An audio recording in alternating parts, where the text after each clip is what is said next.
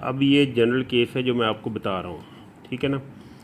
जो भी हमने पावर सीरीज सोल्यूशन लेने हैं वो जनरल फॉर्म में लेने हैं, इसलिए इसको भी समझना बहुत ज़रूरी है। बिल्कुल उसी तरह से जैसे हमने पर्टिकुलर एग्जांपल में देखा, ये जो मैंने आपको दिखाई थी ये वाले जो समेशन इंडेक्स चेंज किए थे, इसमें भी ऐसा ही करेंगे ये जनरल फॉर्म में।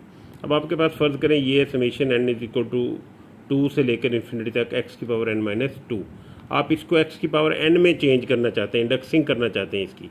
तो ये n कैसे बनेगा, जब आप इसकी पावर 2 बढ़ा देंगे। जब यहाँ पावर 2 बढ़ाएंगे तो यहाँ 2 कम करना पड़ेगा, जैसे मैंने आपको पिछली एग्जांपल में बताया। समेशन पर कोई फ़र्क नहीं पड़ेगा, उसे आप n इज इक्वल टू 2 से लेकर इन्फिनिटी तक सम करें तो यही टर्म्स आपके पास आएंगी, x0 plus x1 plus x square plus x की 3 अप टू 100। अब जब हमने इंडेक्सिंग की, इसको x की पावर n बढ़ाया, यानी इसकी 2 पावर कम कर दी, तो यहाँ 2 कम करनी पड़ेगी। तो n इज इक्वल टू 0 से इन्फिनिटी तक हो गया, तो ये xn हो जाएगा, इसकी 2 बढ़ा दी थी। अब इसको भी खोलेंगे 0 से लेकर इन्फिनिटी तक, तो यही टर्म्स आपके पास आएंगी। समेशन पर कोई फ़र्क नहीं पड़ेगा उस पावर सीरीज़ पर, ठीक है। इसी तरह से ये x की पावर अगर n+1 है, आप इसको x की पावर n बनाना चाहते हैं, ठीक है।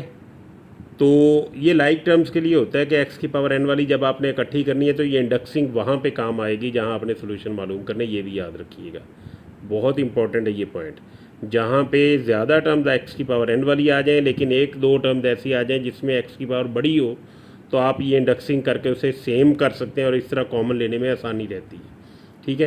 तो ये x की पावर n+1 है, ये अब n बनाना है आपने, तो एक पावर इसकी कम करनी पड़ेगी। जब यहाँ कम करेंगे यहाँ बढ़ाएंगे, ठीक है। तो अब यहाँ x की पावर n हो गया, तो ये n इज इक्वल टू 1 से इन्फिनिटी तक शुरू हो जाएगा। जब n 0 से इन्फिनिटी तक इसे खोलेंगे x की पावर n, तो यही टर्म्स आपके पास आएंगी। और जब इंडेक्सिंग करेंगे आप x की पावर n, तो ये 1 से शुरू हो जाएगा, ये x की पावर n हो जाएगा, ठीक है। तो इसमें और इसमें समेशन में कोई फ़र्क नहीं रहेगा। अब इसकी समरी, इसको आप ऐसे समझें कि ये समरी ये है आपके पास कि अगर आप ये नीचे वाला इंडेक्स जो है ये कम करते हैं, जितने यूनिट ये कम करेंगे उतना ही ये बढ़ाना पड़ेगी पावर जो है, ठीक है।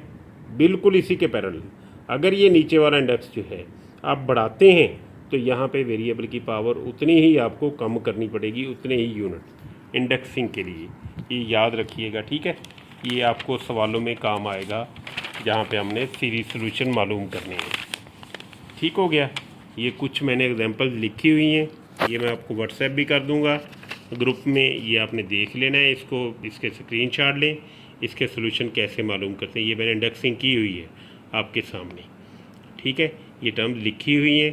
अब याद रखिएगा, जब आपने पावर सीरीज सोल्यूशन लेना है तो सब में आपने यही लेना है, y is equal to summation n is equal to 0 से इन्फिनिटी cn x की पावर n, ठीक है। पहला डेरिवेटिव लेंगे, जिससे जैसे आप डेरिवेटिव लेते हैं पावर साइड पे एक पावर कम कर दें, पावर के अंदर जो फंक्शन है उसका डेरिवेटिव, और ये दूसरा डेरिवेटिव। यानी अगर 2 डेरिवेटिव है उस डिफरेंशियल इक्वेशन में, तो 2 तक आप इस पावर सीरीज सोल्यूशन का डेरिवेटिव लेंगे। 3 है तो 3 तक लेंगे, लेकिन वैसे आपके सिलेबस में 2 तक ही है, तो 2 तक ही आपने ये समेशन लिया करना है, ठीक है। ये याद रखें। फर्स्ट डेरिवेटिव में summation n is equal to 1 से इन्फिनिटी तक शुरू होगा, सेकंड डेरिवेटिव में समेशन जो है n इज इक्वल टू 2 से इन्फिनिटी तक शुरू होगा, ठीक हो गया। ये आपने एक चीज़ याद रखनी, इसका स्क्रीनशॉट लें, इसे बहुत अच्छी तरह से अंडरस्टैंड करें, ठीक है।